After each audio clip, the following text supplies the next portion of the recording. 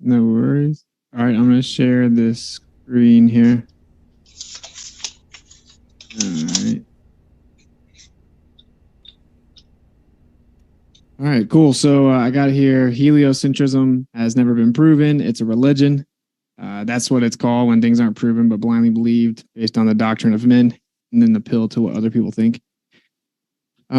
Here is a depiction of a magnetic field. You have what's called a block domain wall in the middle of a magnetic field. It's also called an inertial plane. This cannot work on a globe, hence why Harvard, Stanford, and yeah, will tell you that still in 2022, they literally don't have a working dynamo model of a magnetic field on the globe. But of course, it works perfectly on a flat Earth. We are on the dielectric plane through the middle.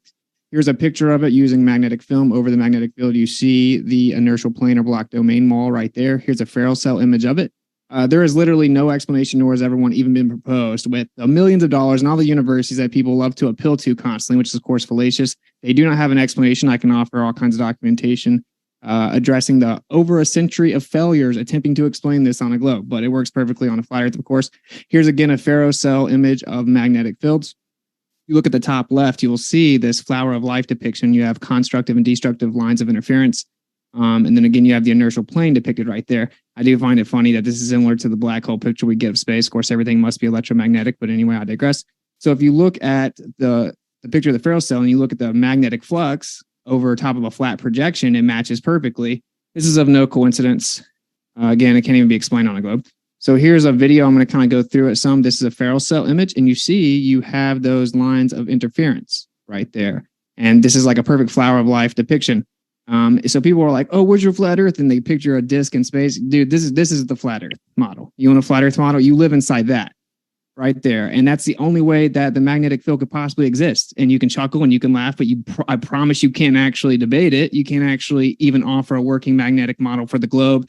I've actually looked at all the top levels of academic sources. They don't know the answer. So here's another depiction of that. So just keep that in mind as we move forward. And also here is a motion depiction, a visualization of the toroid and the movement within it.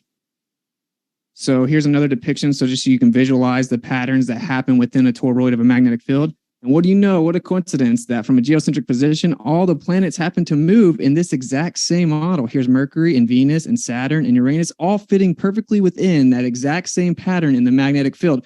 It's probably just a coincidence that all the planets over their cycles happen to fit perfectly within the geometric expression of a magnetic field examined in a Ferrel cell.